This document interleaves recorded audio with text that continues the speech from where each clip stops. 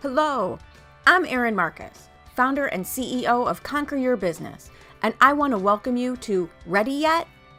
If all you needed was a step-by-step plan of what to do, you could buy a book on how to succeed and you would be all set. But here's the rub. You'll never do what it takes until you become the person it takes to do it. The Ready Yet podcast is dedicated to those who are ready to become the person who succeeds, ready to become the person who steps into more, and ready to become the best version of themselves. In the I'm Ready interview series, join me for inspiring conversations with people who figured out who they needed to be in order to achieve their dreams, and were brave enough to be that person. Hello, and welcome to this episode of the Ready Yet podcast, where I get to have conversations with people who have learned who they needed to become in order to achieve the success that they wanted and are still striving to achieve. And I'm so excited today because I don't even know your story. So I get to ask you all sorts of questions I've wanted to ask you. My guest today is Devon. I'm going to say it wrong now because I just asked you. Clement. You got it. I got it, right? This is what happens. I ask you and then I say it wrong. Devon is here because I've known Devon for like a year and a half now. She is part of the mastermind group that I'm involved with. So I have watched your amazing success over the last year and a half. And I'm excited we're doing this to have a conversation about how you got to where you are. So before we do that though, why don't you give everybody a more formal introduction of who you are and what it is that you do? Because I was, as a person without children, I was intrigued that this was a thing. And then it became really obvious why it needed to be a thing. I'm like, oh, got it. Yes. So as you said, my name is Devon Clement. I am based in New York City, and I run a company called Happy Family After, where we provide newborn care and baby sleep training to new parents. So basically, we help them with everything they need help with and give them a lot of peace of mind, and most importantly, sleep. Right. And so I didn't even think about it. And then as soon as I learned what you did, I remember when my brother and his wife had their first child. And I remember being in the hospital. And these are, my sister-in-law is brilliant, like scary, smart, wonderful, brilliant, amazing woman. And all she did was sit there going, you mean I have to leave and take this with me? Mm-hmm. I don't know what to do. Mm-hmm. And it's so interesting because that's honestly all of our clients. They're brilliant, successful, well-educated, like just these super achievers. And then they have this baby, and we're just not taught or mentored or educated on this at all growing up. We learn about parallelograms, but not about how the baby's going to come out of your body. I mean, I did a podcast interview with some medical students, and I mentioned something about like cracked nipples from breastfeeding, and they were like, that can happen. I was like, you're a medical student. We do not teach people anything. So, they have this baby, and they're used to being able to achieve their goals, set a plan, follow the path, and do it. Like, you want to get into Harvard, here's how you do it. You want to be successful as a parent, what the F? Like, and nothing kicks their ass like a baby. And I mean, I've read some of the books because, again, I don't have children, but I have nieces and nephews and friends with children. So I've read some of the books and I've learned, heard all the stories. And even what they tell you is going to happen doesn't take into account the emotions of the moment, the exhaustion of the moment, and all of those things. So 1,000,000%. So my number one question for you has always been, and again, I have my own version of the answer. I know you don't have kids. Yeah. So my first thought is, okay, I don't think you could do what you do with your schedule if you had your own children. Right? That's so part of it, for sure. But how did you get into such a child-centric business? Usually it's the drive, like the rest of us. I had this situation. This is what I learned. This is how I got through it. Now I want to teach you how to do it. Yeah. But your journey's a little different. So It was very different, and that's a really good question, and I would love to tell you about how this happened. First, I just want to say that, like, if I'm doing weird stuff, it's because I have There's these two little kittens kittens, here, so I'm foster like petting them kittens. and holding them while we're talking. So yeah, so I have always loved kids, loved babies. I've wanted to be around babies since I was super little. So I started babysitting when I was young because, of course, you want to be around babies. And my only like career goal, like I was smart. I did really well in school. Everybody would be like, "What do you want to be when you grow up?" I'm like, I don't know. I want to be a mom. Like I want to be around babies all the time. Like that's what I love. I didn't want to be like a pediatrician or like I wanted to like be with them all the time. So I started my babysitting empire, as I call it, when I was Nice. 11 years old. Me too. I And laugh at that because now yeah, you can't let kids alone till they're like practically legal adults. And my at 12 clients are years terrified old, to leave their baby with a college student. I was like, by the time I was in college, I had been taking care of kids for like 10 years. Like, right? you guys have been doing this for a couple of months. Like, trust a college student who has a lot of experience. Like, it's fine. So yeah, so I started my babysitting empire. Always thought I would, get married, be a mom, and it just didn't happen. But I do think, or it hasn't happened. I don't know if it will or not. But I'm really actually kind of on the fence about kids now, and it's partly because I just see how hard it is and how much it changes your life and how much goes into it and how much you give up. And I want to really, really want that if I'm going to do it. And that's part of like people being super unprepared. Like you don't know what you're getting yourself into if you've never been around it. And a lot of my colleagues have the same story. Like we've been doing this work for so long. I also think there's a little bit of a biological thing too, because a lot of my girlfriends are like, "Oh, I want to have a baby." Like, "Oh, whenever I see a baby, like I just feel these like feelings." And I'm like, "Yeah, that's evolutionary biology." But I get that like baby sniffing fix at work. So Right. I'm perfectly happy to have a part-time baby and come home and sleep, Right. But through the the other night and thing, and what you're not be disrupted. describing, yeah, I mean, what you're describing without saying it is building your life with intention instead of following a path you're quote unquote supposed to. Yeah, and I tried that. I tried that supposed to path for a while. I became a teacher because I wanted to work with kids, and that seemed like a good way to do it. And it turns out I'm not really good at working for other people, particularly not the government. There you go. Get it. I get So it. yeah, so that didn't work out so great. And then I went back to childcare, which I'd always done, babysitting, nannying, while I tried to figure out my next like career move. Mhm. And that evolved into my business. I love it because that's always one of my questions is I often liken entrepreneurship as if you didn't start out in it or stay in it, it's kind of like jumping off a cliff. If you had a job and now you're an entrepreneur, so some people jump off the cliff, some people are pushed off the cliff, but there's a reason you don't cling to the cliff and get another job. Yeah. Well, I love that. I love that metaphor, but honestly, that's really not how it happened for me. And I think my situation is a little different. In a lot of ways, I was lucky, and I think in a lot of ways, it made my journey a little longer and harder, a little more stretched out because, like I said, babysitting empire, high school, throughout college, I would nanny in the summer. I would, you know, whatever. Um, and even when I was a teacher, like, first year teachers don't make a lot, plus we have free time. So I would tutor after school and babysit after school and all that kind of stuff. And again, like nanny in the summer and that kind of thing. And so for me, the business, like that became my job. Yeah. And the business evolved out of this job that I had for myself.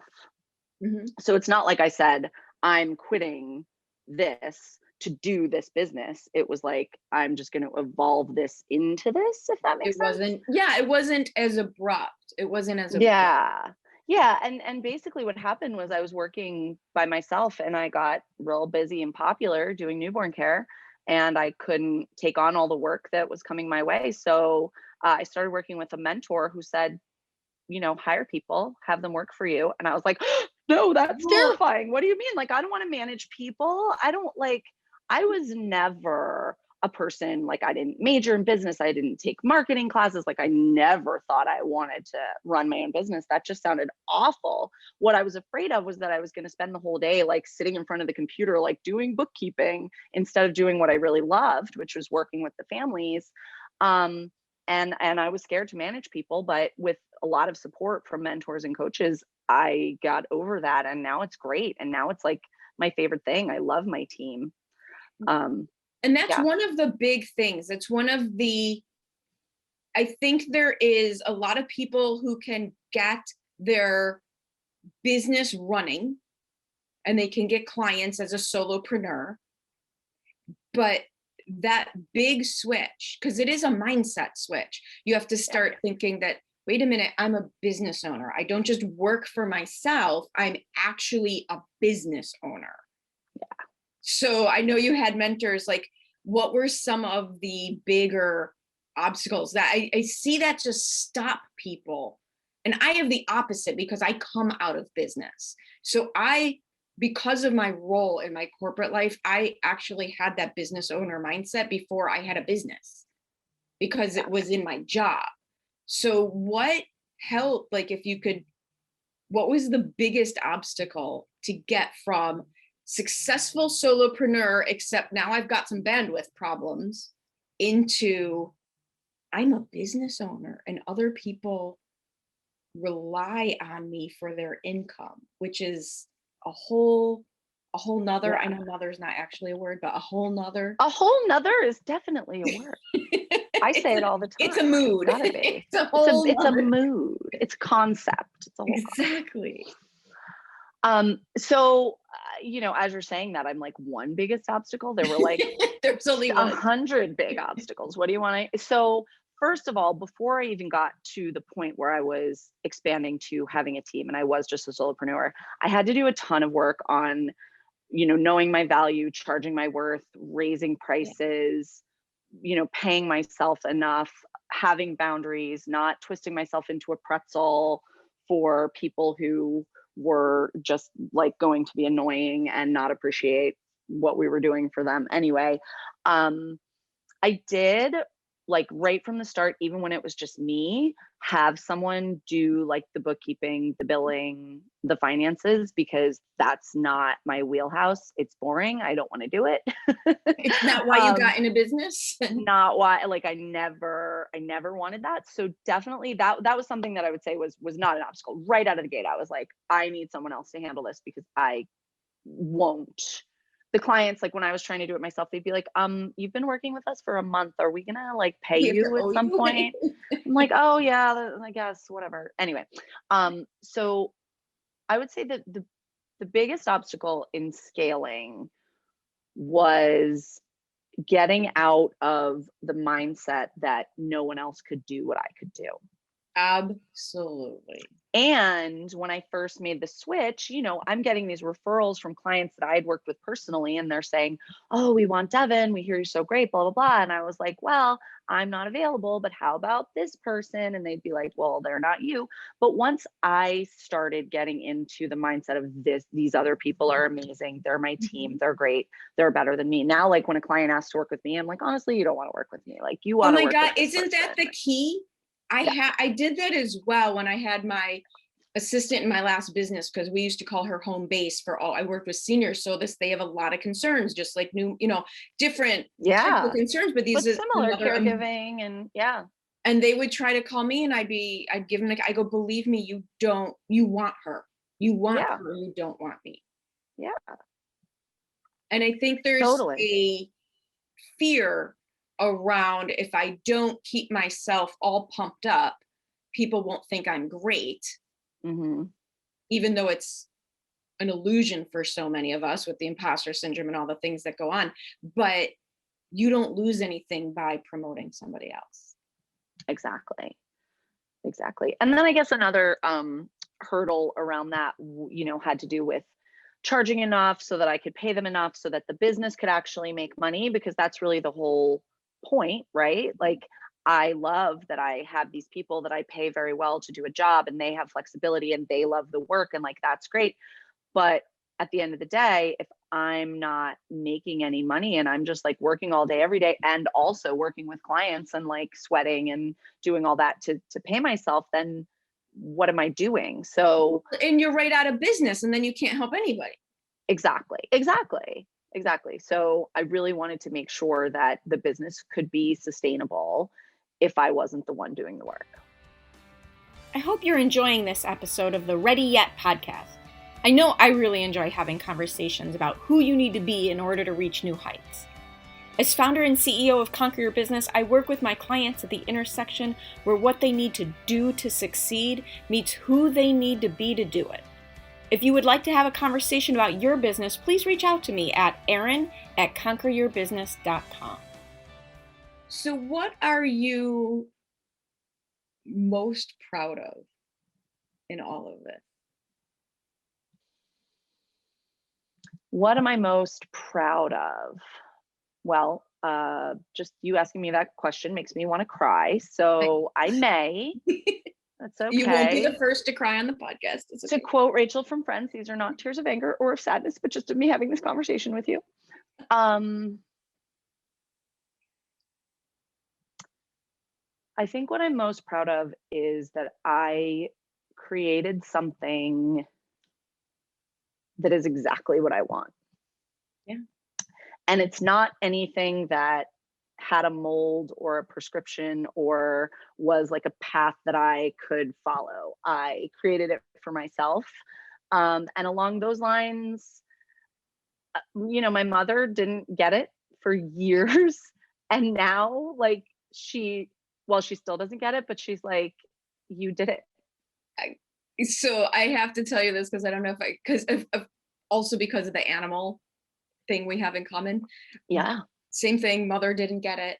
And I was on the phone with her once telling her that I found a new animal shelter that I was volunteering at. And I was leaving there. I was on the phone with her and I was leaving. It was a Sunday morning. I'm like, oh, I just finished doing like 4 hours of cleaning puppies, like cleaning the cages, getting them all cleaned up so that the adoptions could open. And that was what I was doing every Sunday morning. And her first words to me were, great, maybe they'll hire you, right? Because as an entrepreneur with a 6-figure income, that was still not the safe, right thing to do. Better, I should clean puppies for minimum wage, clean up after puppies. Yeah. Was a much safer option. Maybe they'll hire you. That's funny. I was, before I started this, like kind of in between teaching and starting the business, I was working as a nanny, which is like a great flexible job. I was like traveling, I was doing all this stuff, whatever. And, making good money. Nannies make good money. Oh, yeah. And I told this like guy friend of mine, that I was working as a nanny, and he was like, have you ever considered working at a daycare center? And I was like, why would I want to get paid significantly less to work harder? Yeah. And so let's go down that road a little bit, because I think that's one of the things that People don't get it. people don't get it. So how do you create your safety bubble? I just heard a meow. How do you hear your safety bubble? How do you make your safety bubble for all the work that you had to do in order to get to where you are and not be influenced or too negatively affected by the people who do well, but just don't? Yeah. I think I just surrounded myself with a lot of people who were really, really supportive. And one of the things that happened to me was like I said, I quit teaching. I was working as a nanny. I sort of discovered that specializing in newborn care was a thing that I didn't really know, like working overnights. It's a great schedule. I'm a night owl, like you get paid well. And like people want to hear your, knowledge and expertise, which I love sharing. So I found out that was a thing and I started doing that on my own. But I still wasn't quite sure where I was going, what I was doing, what's going to be my career, what's going to be my job, like what do I want to be when I grow up? This is a thing I could do for now. But and And I ended up going to a friend of mine had a ticket to a business conference, like a 3-day sort of summit kind of thing with this woman business coach that primarily works with women entrepreneurs. And she couldn't go. And she said, they said I could give my ticket away. Does anybody want to go? I was like, I'm not doing anything. It's Charlotte, North Carolina is not that far. Why don't I do it? And coincidentally, it happened to be over my 30th birthday. So my 30th birthday was like the middle day of this conference. And I was like, maybe I'll go there and I'll like figure something out about something. Well, I went to this conference and got like my mind blown by what could be possible. And this was just still when I was by myself. This wasn't even like, oh, I should have a team and I should do this and that. It was just the idea of like knowing your worth and charging more and, being paid for my expertise instead of like my presence and, having a real website, just all these things that like I said, I was just blown away. It just blew my mind. And so I joined that business coach's year-long mastermind because I was like, I need more of this. I need more support. So I was surrounded, and it was so interesting because they talk about like, oh, get people on your list, and you might have someone on your list for 3 years before they ever like pay you any money, but that's okay because you're like building your content or whatever. Like I spent 2 days with this woman and I was like, take my money. Right. I never even knew that like coaching or whatever was a thing. So that was really like a huge shift for me and a huge turning point. And I was surrounded by not only my coach, but also the other people in the group and the mastermind that were supporting me. And if I didn't have that, and I was just trying to do this on my own with the support of my very lovely, but also like family, sorry, this kid. Kitty's escaping. No, he's fine. I just don't want him to like get poop everywhere. Family and friends who were like very well-meaning, but also like your mom, maybe they'll hire you, you know? I had the same thing. I have a corporate background. You want to get better, go take a course. Yeah. I went to a 3-day event because I was invited and because it was in Arizona in November, and when you live in Chicago and someone says, hey, do you want to go to a 4-star resort in Phoenix in November, you say yes, and it doesn't even matter what you learn because right, sure. Yes, please. Yes. And it was the same type of thing, and it's so important to surround yourself with those like-minded people. But one of the parallels that I'm seeing when I hearing you talk about it is it's the same thing your new parents are going through. Nobody teaches, business schools don't teach. I have an MBA. Okay, here's the thing. I got my MBA when I was in corporate. And yet when I became an entrepreneur, the big piece about charging your worth, and there was none of that in my MBA class. Yep. I went to school for 3 years. Nobody said a damn thing about your self-worth, right? Oh yeah, none of my friends who have business degrees are any help to me whatsoever. No, I mean, that's great. It helps me on my marketing side and my other side, but on it's so much more important of who you're going to be before what you're going to do. And then that piece about what you're going to do that I love what you're talking about is you didn't know what your end result was going to be. You just kept taking the steps forward. Yeah. And I think it's so interesting that, what I was saying when you asked me what I was most proud of is that if you asked me when I was like 22 or 25, if I would be doing this, I would be like, no, what are you talking about? That's crazy. But if you asked me when I was 12, oh my God, right? I'd be like, yeah, that makes a lot of sense. That sounds great. I should do that. This is why I knew I was drawn to you. My favorite thing to teach people is to think about what did you want to do when you were 10 years old? Because I think it's that magic age where you can't be a unicorn anymore, but you're starting. That's not true, Erin. You can be a unicorn whenever you want. Okay. Right. You're not going to be a fairy princess, but you don't have any limits on what it is you can be. And if you go back to that, it's amazing what shows up. It's so true. And I don't love to say this publicly because what we do is very specialized and very high level, Yes. but I think that childcare should be elevated as a profession generally. So I'm just going to say it. I wanted to have my own babysitters club, and that's exactly what I did. Right? Only we get paid better than Christy and the gang. Right. Exactly. I love it. I Yeah. absolutely love it. So if someone wants to continue this conversation with you, especially if they are an expectant mother, no unexpected mother, are a completely freaked out, overwhelmed new mother, what is the best way for them to get a hold of you? My website, happyfamilyafter.com. It's happy family, not happily family. I thought it was a really cute play on words, but people don't really get it. It's fine. happyfamilyafter.com. And you can reach me there through our contact form, through email, whatever works for you. My business, actually, fun side note, when I started it, it was called Mama's Best Friend, which I love. But I wanted to be much more inclusive of people of different genders and different identities and things like that. So I wanted to change the business name to get rid of that word mama, because we do work with all types of families. Absolutely. My brother But I was really so love bad that, for a while. that So best friend element, because that's what we are there to be for you. awesome. Happy family after. After.com. That's it. So good to get to know you better. I know I'm going to see you in person again in a few short weeks. Yes, I'm so excited. And thank you so much for joining me today. Thank you, Erin. This has been great. Thank you so much for joining me on the Ready Yet podcast. I get so motivated by the amazing accomplishments of the remarkable people I meet, and I'm excited to be able to share some of their stories with you.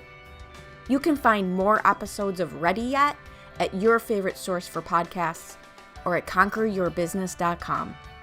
And if you've already decided that you are ready to become the person you need to be to achieve your big goals, feel free to reach out to find out how I can support you in your efforts.